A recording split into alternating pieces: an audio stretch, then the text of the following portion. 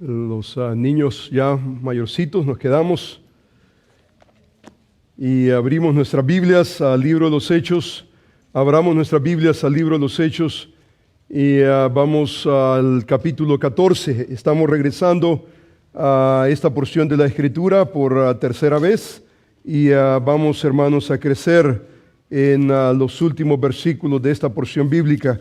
Este es el libro de los Hechos, el capítulo 14, versículo 24 al versículo 28. Vamos, hermanos, a crecer en la palabra del Señor. Usted tiene su Biblia, voy a suplicar que la abra al libro de los Hechos, el capítulo 14, y vamos a leer los últimos versículos comenzando con el versículo 24. Versículo 24 al versículo 28 es ahí donde vamos a hacer nuestra meditación en esta mañana. Deseamos crecer en el Señor y una de las cosas que usted observa en esta porción de la Escritura es increíble en el sentido de no solamente misiones, pero creo yo que esta es una lección de eclesiología. Vamos a aprender una vez más conceptos que debemos nosotros de adoptar en cuanto a cómo nosotros vemos la iglesia. Eclesiología tiene que ver con la iglesia del Señor, nuestro concepto, nuestra perspectiva bíblica en cómo concebir la iglesia, cómo relacionarnos con la iglesia del Señor. Y este pasaje es increíblemente instrumental. Así que si usted tiene su Biblia, puede leer conmigo. Este es el capítulo 14 del libro de los Hechos. La palabra del Señor dice de la siguiente manera. Usted tiene el pasaje ahí en pantalla y dice de la siguiente manera. Pasando luego por Pisidia, vinieron a Panfilia. Y habiendo predicado la palabra en Perge, descendieron a Atalia. De ahí navegaron a Antioquía, desde donde habían sido encomendados a la gracia de Dios para la obra que habían cumplido. Este es el apóstol Pablo y Bernabé. Y habiendo llegado, reunido a la iglesia, refirieron cuán grandes cosas había hecho Dios con ellos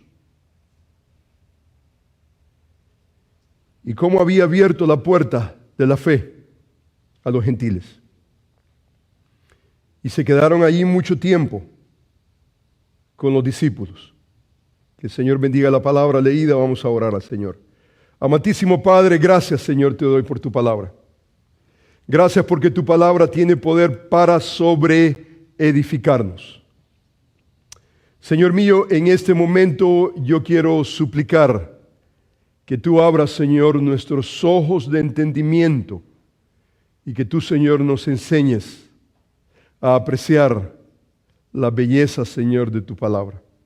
Señor, estamos congregados delante de tu presencia con convicción, sabiendo que tú, Señor, vas a añadir a nuestra fe y, Señor mío, que tu Espíritu Santo nos dirija a toda verdad y que nosotros podamos tener un entendimiento pleno, más completo, de la manera en cómo tú, Señor, obras, cómo tú extiendes tu reino. Señor, yo te bendigo, te glorifico por la preciosidad de tu palabra, la sencillez de tu palabra. Señor mío, yo te alabo, te glorifico. Señor, úsala en nuestros corazones. Y que todo pueda redundar, Señor, para el honor y la gloria tuya y el avance de tu reino. Señor, muchísimas gracias. En el nombre de Jesús. Amén. Este versículo 24, versículo 28, es básicamente un resumen. Lo que encontramos acá es un resumen de parte de Lucas. El escritor, el doctor Lucas, básicamente nos provee un sumario del capítulo 13 y el capítulo 14 del libro de los Hechos. Ahora, lo que ha ocurrido en esos dos capítulos básicamente es el primer viaje misionero del apóstol Pablo, el primer viaje básicamente estratégico que el apóstol Pablo estableció en una región bastante, digamos, limitada en comparación a otros viajes que él efectuó. Podemos nosotros leer en el libro de los Hechos por lo menos 4 viajes misioneros. 3 de ellos fueron estratégicos, 3 de ellos fueron por iniciativa propia. Pero el cuarto, básicamente como un esclavo, llegó hasta Roma. Pero cuando usted comienza a examinar la experiencia del apóstol Pablo como un reo de Roma, básicamente él terminó haciendo lo que había hecho en su primer viaje misionero, su segundo, su tercero. O sea que el común denominador del apóstol Pablo estuviera en libertad o fuera cautivo, el extender el reino, la predicación del evangelio, el hacer discípulos, constituir nuevas obras, iglesias. O sea que absolutamente él no alteró absolutamente nada de lo que es la agenda de parte de Dios al entrar en una ciudad, en una aldea, entrar en cualquier región. El apóstol Pablo sabía exactamente lo que debía de hacer. Y entonces en cada uno de los viajes misioneros tenemos nosotros evidencia de lo que él hizo.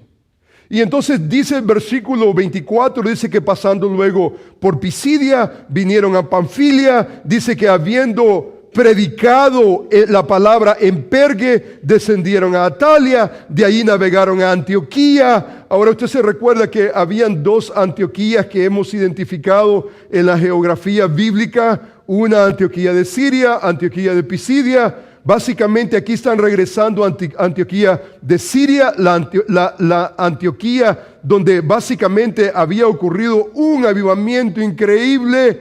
Esta iglesia envió a través del Espíritu Santo a Pablo, Bernabé al primer viaje misionero. Dice que regresaron desde donde habían sido encomendados. O sea, nuevamente, esta no es la Antioquía de Pisidia, sino la Antioquía de Siria. Y cuando usted ve básicamente el primer viaje misionero, eso es lo que comprende geográficamente, de una Antioquía a otra Antioquía. Y entonces básicamente hay un concepto no solamente de ser enviado, pero dice que regresaron, dice de donde habían sido encomendados a la gracia de Dios para la obra que habían cumplido. Y habiendo llegado, reunido a la iglesia, dice que refirieron. La palabra refirieron tiene que ver con un informe formal de toda la actividad misionera que ellos habían tenido en todo ese transcurso de tiempo, aproximadamente 2 años. Y dice que refirieron cuán grandes cosas había hecho Dios con ellos y cómo había abierto la puerta de la fe a los gentiles. Y dice que se quedaron allí en Antioquía de Siria mucho tiempo con los discípulos. Ese es increíble. Ese es tremendamente importante para nosotros entender la manera en cómo debemos nosotros de relacionarnos con la iglesia del Señor. Si usted se da cuenta, el versículo está preñado de actividad misionera. El pasaje bíblico nos enseña la manera en cómo el apóstol Pablo se relacionó básicamente con la iglesia del Señor. Dice la Escritura que el versículo bíblico dice que reunido a la iglesia, dice que les contó, dio un informe, dice, oficial de cuántas grandes cosas había hecho Dios a través de ellos. Cómo Dios les había abierto puerta para la fe a los gentiles.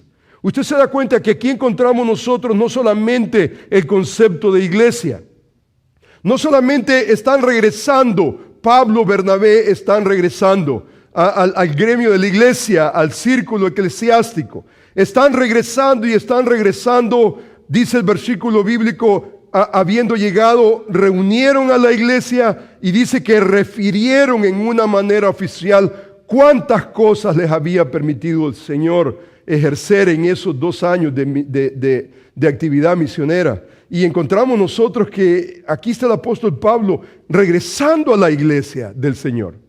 Ahora dice el versículo previo, dice que habiendo llegado a Antioquía, desde donde habían sido encomendados a la gracia de Dios para la obra que habían cumplido.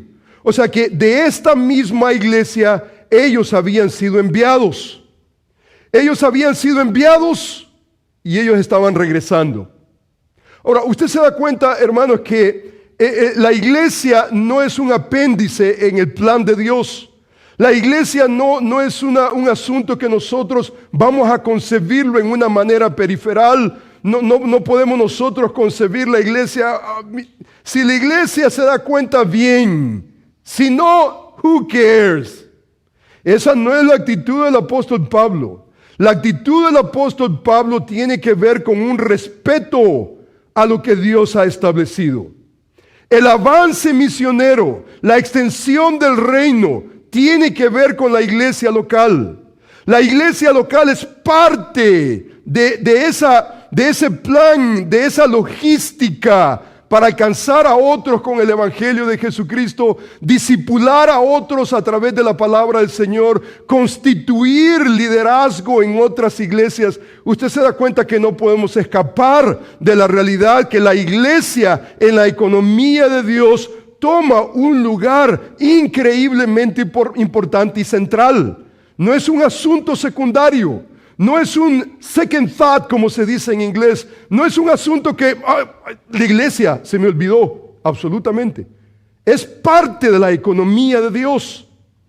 Parte de la economía de Dios que aquí está Lucas ayudándonos a entender en esa narrativa los valores que el apóstol Pablo ha mantenido a través de todo su ministerio. Algo que cuando él escribe las 13 cartas, ese valor eclesiástico, Él lo plasma, Él lo escribe. Él no solamente lo está escribiendo, pero promueve una eclesiología que honra y glorifica al Señor. Él no solamente lo escribe, pero Él lo está viviendo. Para Él la iglesia de Dios es una identidad establecida por Dios para extender su reino. Usted se da cuenta que en los evangelios nosotros leemos: yo te digo que tú eres Pedro y sobre esta roca edificaré mi iglesia y ni las puertas de los Hades prevalecerán contra ella. Hermano, esa es una promesa increíble que usted y yo necesitamos atesorar. Esa es eclesiología. Eso tiene que ver con la iglesia del Señor. Dice la Escritura: yo te digo que tú eres Pedro, sobre esta roca, tú eres Petro, sobre esta Petra, edificaré mi iglesia, porque la iglesia es de Él. Él es el dueño de la iglesia. Pero usted se da cuenta que Él ha prometido y Él dice: yo edificaré mi iglesia. Él está en el negocio de edificar la iglesia del Señor. Edificar la iglesia del Señor no es una conveniencia suya y mía, no es un asunto que vamos a votar y decir: hermano, ¿vamos a crecer, sí o no? No, es lo que Dios está haciendo a través de la iglesia. Él quiere edificar su iglesia. Él lo ha prometido: yo edificaré mi iglesia. Él está en el negocio de edificar su iglesia. Usted se da cuenta que nosotros como miembros o nos unimos al celo de Cristo por edificar su iglesia, o nosotros venimos a ser piedra de tropiezo para lo que Él quiere edificar en su iglesia. Hay desobediencia, hay rebeldía en nuestro corazón. Queremos hacer lo que nos dé la gana en la iglesia del Señor. Atrasamos nosotros lo que Cristo desea hacer. Usted se dio cuenta que hoy leímos nosotros el Salmo 50, y en el Salmo 50 dice que Dios va a tratar con el soberbio. Dios va a tratar con el desobediente. Dios se va a encargar con el desobediente. Y en la iglesia del Señor no podemos vivir como nos dé la gana. No es mi casa, es la casa del Señor. Por eso el apóstol Pablo, por ejemplo, escribe a Timoteo y le dice: esto te escribo aunque tengo la esperanza de ir pronto a verte, para que si tardo sepas cómo debes conducirte en la iglesia de Dios, la casa de Dios, casa del Dios viviente. El Dios viviente está ahí. Él sabe su corazón, Él sabe mi corazón, Él sabe nuestros motivos, sabe nuestras actitudes. Gracias al Señor, porque Él no solamente se limita si usted vino o no vino. Él de adentro hacia afuera, Él sabe y entiende su situación, su condición. ¿Por qué usted y yo hacemos lo que nosotros hacemos? A Él no podemos burlarlo porque Él es el dueño de la iglesia, Él es el edificador de la iglesia, y usted se da cuenta que en la Escritura nos enseña, yo te digo que tú eres Pedro, sobre esta roca edificaré mi iglesia, edificaré mi iglesia. Él va a edificar su iglesia y dice que ni las puertas de los Hades prevalecerán contra ella. Las puertas de los Hades, el infierno va a querer combatir la iglesia del Señor, pero usted se da cuenta que nuestro Señor no solamente es el dueño, Él es el edificador, pero usted se da cuenta que Él es el protector de la iglesia. Él protege la iglesia. Usted ni yo no tenemos que alinearnos en todos los movimientos políticos para defender la iglesia. Hermanos, alguien prometió ya más. Esté Mr. Trump en el poder o no lo esté, hay alguien que esté en el trono, controlándolo todo. Es nuestro soberano Dios. Él está en control de todo. Él ya lo estableció. El asunto suyo es, ¿usted lo cree? Yo lo creo. Esa es nuestra pregunta. Es lo que necesitamos nosotros entender. La realidad es que Él va a edificar su iglesia. Y cuando nosotros leemos esta escritura, esta no es una sorpresa. El concepto del apóstol Pablo, su eclesiología, esto no es una sorpresa. ¿Qué es lo que está haciendo el apóstol Pablo? El apóstol Pablo no es un llanero solitario. El apóstol Pablo, yo voy a hacer la obra como me dé la gana y ¿qué me importa la iglesia? Absolutamente. El apóstol Pablo ha sido enviado, encomendado a la gracia de Dios por la iglesia del Señor. ¿Y qué es lo que está haciendo cuando termina su viaje misionero? Está regresando a la iglesia y dice que refirió cuántas cosas. Dio un reporte formal a la congregación. O sea que esto no es un asunto de que yo hago lo que me dé la gana y qué me importa lo que diga la iglesia, qué me importa, no, absolutamente.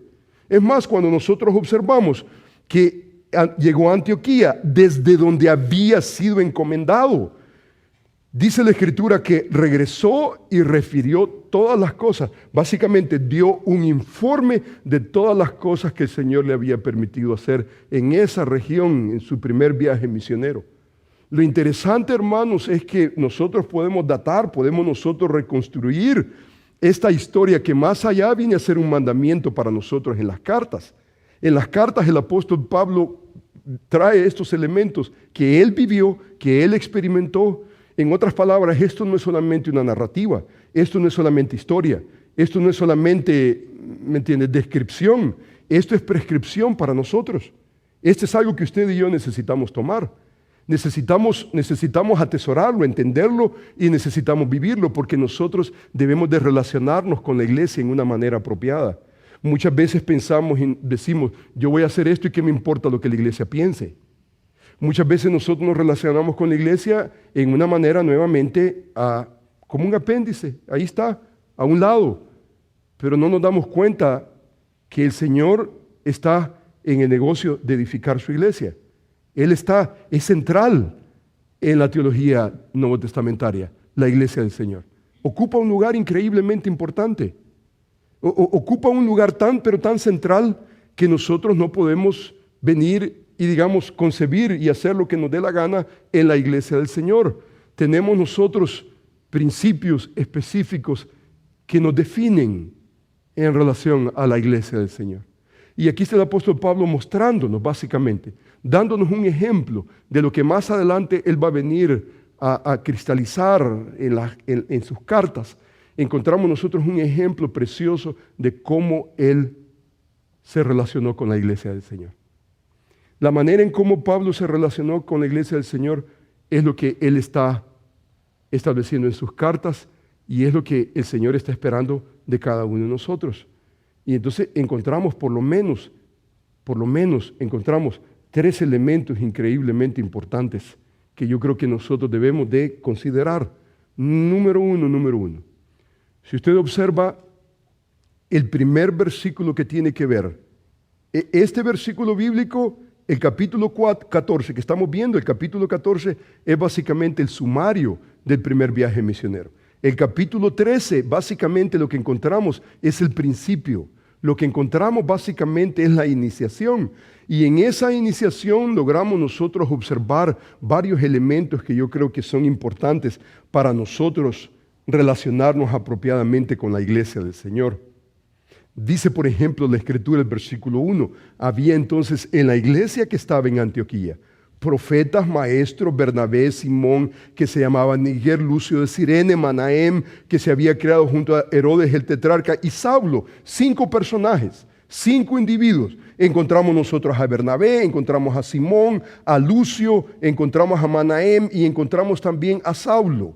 Encontramos 5 personajes. De estos 5 dice que estos ministrando estos al Señor y ayunando, dijo el Espíritu, apartarme de los 5 solamente a 2, a Bernabé y a Saulo, para la obra que yo los he llamado. Dice el Espíritu Santo. El Espíritu Santo está involucrado. Y dice que entonces, habiendo ayunado y orado, les impusieron las manos.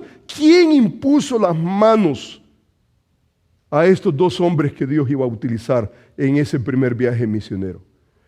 Yo creo que la iglesia está involucrada.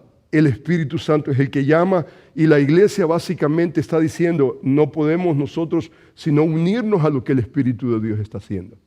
Ahora, usted se da cuenta que nosotros no podemos medir, el Espíritu de Dios llamó a este, no lo llamó. Nosotros no podemos medir, no podemos ver lo que está ocurriendo, cómo Dios está tratando, cómo el Espíritu Santo está tratando en cada individuo. No lo podemos nosotros notar. No podemos nosotros, ¿cómo lo vamos a cuantificar? ¿Cómo nosotros lo vamos a medir? Es casi imposible lo que el Espíritu de Dios va a hacer en el corazón. Cualquiera puede decirme a mí, le puede decir a usted, Dios me llamó. ¿Cómo yo puedo cuantificar eso? ¿Cómo lo puedo yo medir?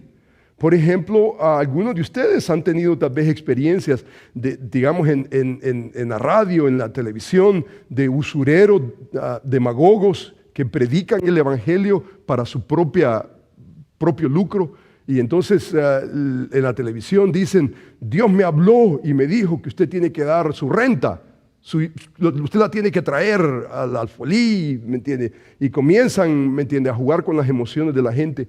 Y usted piensa y usted dice, Dios le dijo a este hombre, ¿y por qué no me lo dijo a mí? Porque solo a él se lo dijo. Usted se da cuenta que esa claim es ¿me entiende? Es decir algo que, ¿cómo usted va a medir eso? ¿Cómo lo va a medir? ¿Me entiende? Que Dios te dijo, Dios me dijo, ¿cómo usted va a medir eso? Eso es altamente subjetivo. ¿Cómo yo puedo medir eso? ¿Habrá alguna manera diferente de cómo cuantificar, cómo nosotros sentirnos cómodos que realmente aquí hay un llamado legítimo? Por ejemplo, en una ocasión nosotros fuimos de misiones a Guadalajara. Estuvimos 7 hermanos, fuimos de misiones. Tuvimos una experiencia increíble, linda experiencia. Nos movimos de Guadalajara a Puerto Vallarta, aproximadamente 6 horas. Nos fuimos y a mí se me olvidó mi ropa, se me olvidó. Nunca yo había predicado en chores en una iglesia. Primera vez yo predicaba en chores. Pero los hermanos me aceptaron. Íbamos a Puerto Vallarta, entonces íbamos preparados, usted sabe, para bucear. Y entonces nuestra preocupación no era la corbata, sino era el buceo. Y entonces ahí vamos nosotros y nos encontramos, no hay ropa. Y entonces yo estuve predicando ahí, tuvimos una experiencia muy linda, una experiencia preciosa.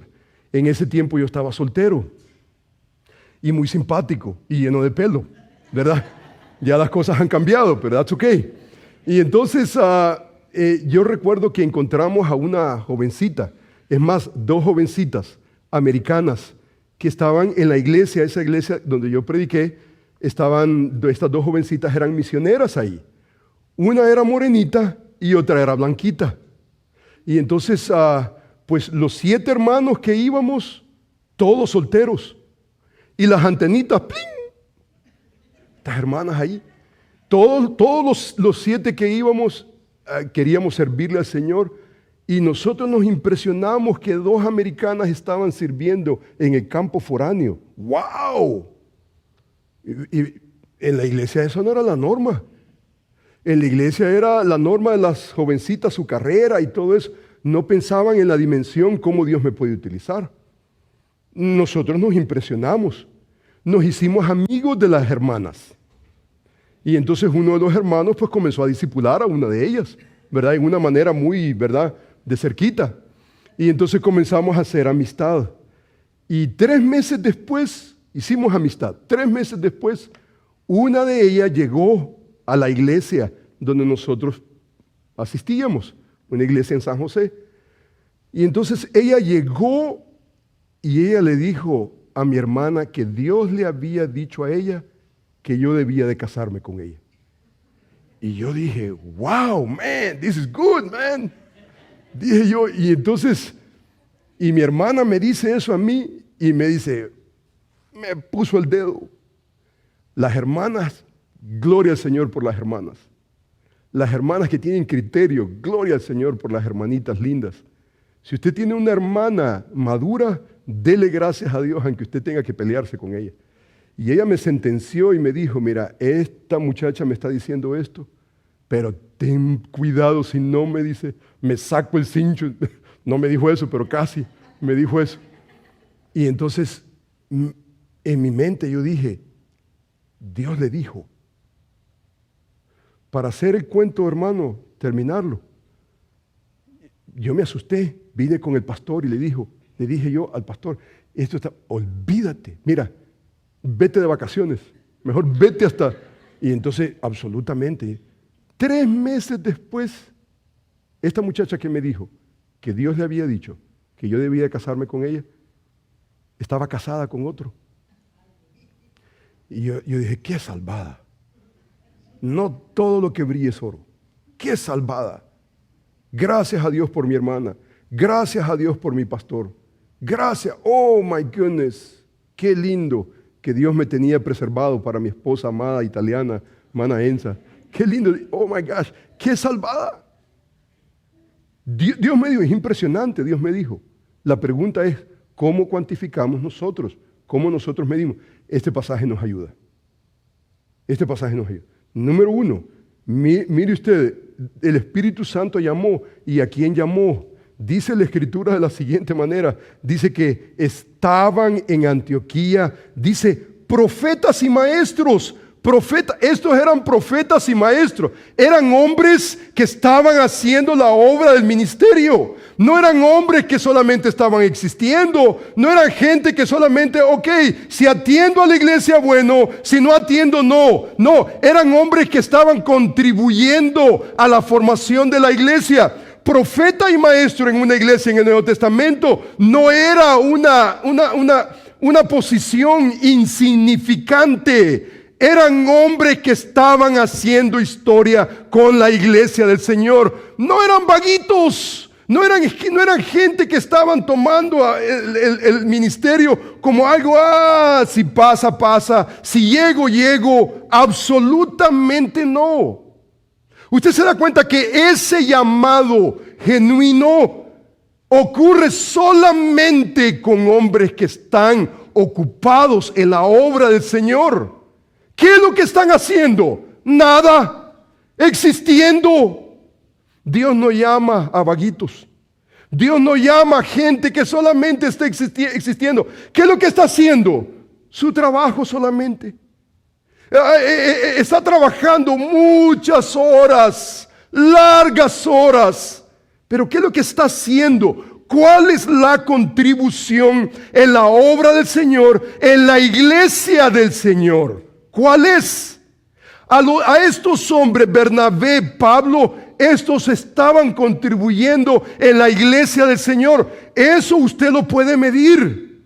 Que alguien diga, Dios me dijo, muy subjetivo. Pero cuando usted ve a un hombre que constantemente se está dando a la obra del Señor, al punto de decir, este necesita una posición, un título que refleje lo que este hombre está haciendo en la obra del Señor. O sea que estos no eran gente, individuos vaguitos que no estaban haciendo absolutamente nada. Estaban engranados en la vida de la iglesia, no en una manera periferal, sino en una manera directa. La contribución de ellos en la iglesia del Señor era tal que, hombre, en una manera singular, Lucas los está identificando. Pero no solamente eso, dice la Escritura, mire, dice el versículo, ministrando estos al Señor, ayunando. Oh, entonces no eran gente que solamente estaba existiendo. Esa idea que Dios me ha llamado al campo misionero. ¿Sabe cuál es la pregunta contundente que usted y yo necesitamos hacernos? Que la iglesia del Señor tiene que hacer constantemente. ¿Qué es lo que está haciendo acá? ¿Qué es lo que está haciendo? ¿Qué hace? ¿O solamente está existiendo? Usted se da cuenta que lo que nosotros vamos a hacer allá al otro lado del mundo es un reflejo de lo que nosotros hacemos aquí en nuestra Jerusalén. Usted no puede ir a hacer algo allá que usted no está haciendo aquí. Y hermano, esa es nuestra ley. Hermano, nosotros vamos, hermano, en nuestro ministerio esa es nuestra ley. ¿Qué es lo que nosotros vamos a ir a hacer allá que nosotros no estamos haciendo aquí? Eso se llama hipocresía. Eso no sirve en el ministerio. Vamos a ir a hacer algo allá que no estamos haciendo acá. Vamos a hablarle allá al mundo de amar a su esposa cuando no estoy amando a mi esposa acá. Eso en la Biblia se llama hipocresía. Y la hipocresía no va con Dios. Simplemente no va con Dios. Entonces, usted y yo necesitamos de alguna manera entender que eso que Dios me llamó, bueno, en cierta manera el Espíritu Santo está en el negocio. Yo creo que en toda generación Dios está en el negocio de llamar individuos a la obra del ministerio. Pero llama a esos hombres que están haciendo una diferencia en la iglesia del Señor, que se están destacando. Dice la Escritura, ministrando, ayunando. Hombre, usted se da cuenta que ese no es solamente un ministerio, no es solamente un ministerio esporádico, de vez en cuando, no es un asunto, un cometa, ya no se vio el hermano. No, absolutamente. Aquí hay consistencia. ¿Qué es lo que estaban haciendo? La versión en inglés dice worshiping. En la versión en inglés utiliza en esa palabra, ese verbo, que se presta de un servicio, y es un servicio espiritual que está rindiendo a la obra del Señor. O sea que el ministerio no es solamente en términos de enseñanza, profeta, maestro, pero ¿qué es lo que están haciendo? Están worshiping, están básicamente ministrando en el sentido espiritual. Porque ¿qué es lo que va a ir a hacer allá? ¿Hablar de carros? ¿De finanzas? ¿Al otro lado del mundo? ¿Qué es lo que va a ir a hacer? Cuando aquí no se está haciendo. Eso simplemente para la iglesia del Señor, eso es un absurdo. Eso es inconcebible, inaceptable. Simplemente no podemos adoptarlo como nuestro modelo. Nuestro modelo necesita ser lo que nosotros hacemos acá, vamos a ir a hacer allá como una extensión. Vamos a extender nuestro ministerio, porque el ministerio, la Gran Comisión es un ministerio global. En algún lugar tenemos que comenzar a hacer algo acá que nosotros no vamos a hacer allá, absolutamente no. Lo que nosotros vamos a hacer acá, nosotros vamos a básicamente a verlo donde el Señor nos abra puerta, donde el Señor nos dé la oportunidad, donde el Señor nos permita, nosotros vamos a hacer un impacto, pero es un impacto que ya estamos haciendo acá. Ya aquí ya estamos haciendo. De alguna u otra manera. El día de ayer, por ejemplo, una bendición tremenda, increíble, por ejemplo. El día de ayer, para mí, la impresión más linda del día de ayer en el evento que nosotros tuvimos, aparte de todo lo que se hizo, increíblemente precioso el ambiente, pero lo más especial para mí fue alejarme con un hermano. La música estaba tocando, no podemos hablar, no podemos conversar, nos vamos en una esquinita y buscar el consejo de Dios. Buscar en una pregunta, en una necesidad, poder buscar. Y usted se da cuenta que eso tiene que ver con discipulado, eso tiene que ver con hacer discípulo. Esa es la Gran Comisión. La Gran Comisión tiene que ver precisamente con eso. Si usted se da cuenta, la Gran Comisión nos enseña y nos dice, id a ser discípulos. Eso de hacer discípulos, ¿en dónde? Todas las naciones. ¿Y dónde vamos a comenzar? No podemos nosotros comenzar en ningún otro lugar sino en nuestro propio hogar, con nuestra propia esposa, con nuestros propios hijos. Necesitamos comenzar en nuestra propia iglesia. Y a medida que el Señor nos permite y el Señor nos da oportunidad, entonces vamos ensanchando nuestro ministerio hasta donde el Señor nos permita ensancharnos. Pero pensar nosotros al otro lado del mundo y ser negligentes en donde nosotros estamos a nuestro alrededor? Absolutamente. Hace unos meses atrás, regresando de misiones, uno de los pastores me hablaba, y un concern legítimo, es una preocupación de parte de él, porque me dice el hermano, los hermanos están acostumbrados, cuando viene alguien de afuera y alguien importante, los hermanos escuchan, pero cuando vengo yo y me paro, los hermanos no escuchan. Cuando yo escuché eso, me puse yo, qué terrible, qué actitud más mala, qué actitud más mala. Nosotros no podemos vivir de los movie stars, nosotros no podemos vivir. Yo no estoy casada con una movie star, mi esposa tampoco. Somos regulares, ordinarios. Somos banana, no somos sofisticados. Escuchar a alguien más que nosotros lo concebimos como una... Pero el ordinario aquí, el maestro de la escuela dominical, no. Eso, hermano, es marchitarnos nosotros mismos. Nosotros tenemos que acostumbrarnos a abrir el libro de Dios con los hombres que Dios tiene a nuestro alrededor y poder crecer con ellos. Y hermanos, todos esos movie stars que nosotros vemos, esas constelaciones o cometas que de repente vienen y todo eso, está bien como un complemento. Eso podría ser un complemento. Yo creo que eso está bien. Pero nosotros necesitamos desarrollar un régimen y necesitamos aprender a respetar a los hombres que están alrededor de nosotros.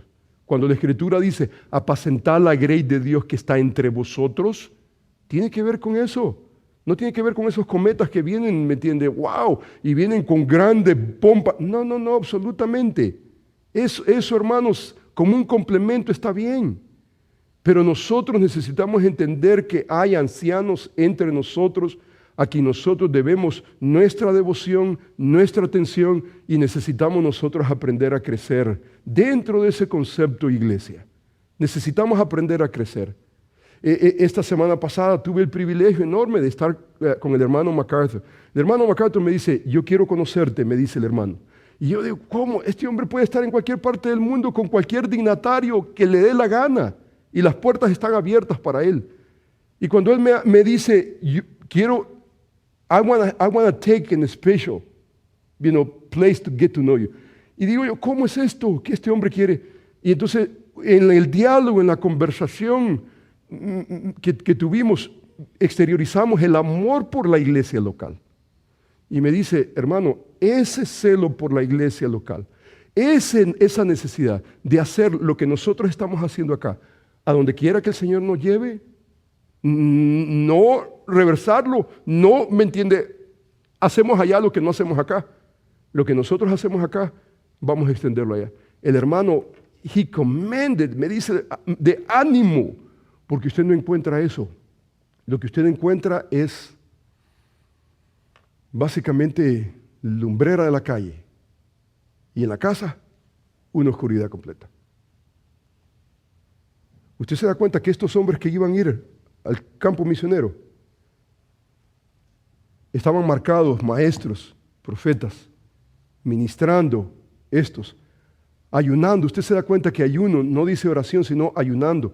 Usted se da cuenta que el ayuno en el Nuevo Testamento tiene que ver con una intensidad por buscar al Señor. El ayuno no es solamente abstenerse de comer. El ayuno, abstenerse de comer, si solamente eso es, entonces es un ayuno secular, es un ayuno con fines físicos.